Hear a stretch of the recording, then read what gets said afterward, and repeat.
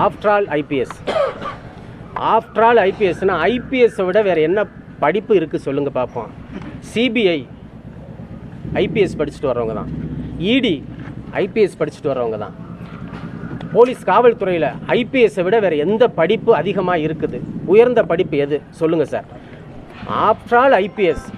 அப்போ ஐபிஎஸ் படித்த அனைவருக்குமே இது சவாலா? ஐபிஎஸ் படித்த படிப்பு ஃபுல்லாக மோசமான படிப்பா? ஐபிஎஸ் படித்த அதிகாரிகள் யாருமே சரியில்லையா? எந்த அதிகாரத்தில் எந்த கோதாவில் அவர் பேசுகிறாருன்னு நீங்கள் அவர்கிட்ட தான் இன்னொரு முறை கேட்கணும். இன்னொரு விஷயம் என்னென்னா, ஐபிஎஸ்ஸை பற்றி சொல்கிறாரு, அப்போ நீ முடிஞ்சால் தண்டனையை பெற்றுக் கொடு. நீ யாருக்கு நீங்கள் சொல்கிறீங்க?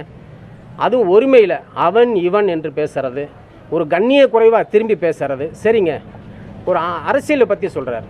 இது ஐபிஎஸ் ஒரு ஆஃப்டர் ஆல் உனக்குன்னா நீங்கள் என்ன சார் படிச்சிருக்கீங்க? திரு சீமான் அவர்கள் என்ன படித்திருக்காருன்னு தயவு செய்து இந்த பொதுவெளியில் சொல்லுங்கள். நீங்கள் என்ன படிச்சிருக்கிறீங்க? உங்களுடைய படிப்போட குறைவாக படிச்சிருக்காரா சார்? இந்திய அளவில் 3வது இடத்துல வந்தது, அதை விட நீங்கள் உயர்ந்த படிப்பு படிச்சிருந்தீங்க, தயவு செய்து சொல்லுங்கள். இன்னொரு விஷயம் சொல்கிறாரு, திருச்சியில் எங்கள் ஐயா நேரு, என்னுடைய தம்பி மகேஷ் அவங்கள விட இவர் அதிகமாக அப்படிங்கிறாரு. சார், தமிழ்தாய் வாழ்த்தை அவமதித்து பேசி தமிழ்தாய் வாழ்த்தை நான் தூக்கி விடுவேன்னு சொல்கிறாரு. திமுக திராவிடம் திருட்டு திராவிடம்ங்கிறாரு.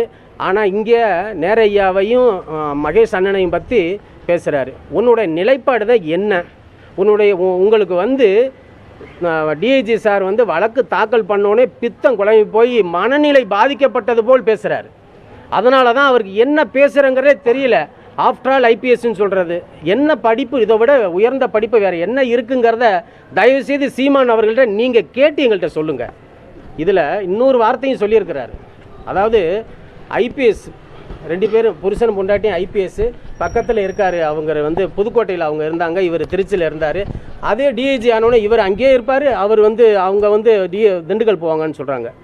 கணம் நீதிமன்ற மாண்புமிகு நீதி அரசர்கள் இந்த திருச்சி வரலாற்றில் கூட மாவட்ட நீதிபதியாக இருந்தவர்கள் அருகாமையில் உள்ள மாவட்டத்தில் மாவட்ட நீதிபதியாக இருந்து இருவருமே ஒரே நேரத்தில் மாண்புமிகு நீதி அரசர்களாக சென்னை உயர்நீதிமன்றத்தில் வழக்கறிஞராக நீதிபதிகளாக பதிவேற்றார்கள்.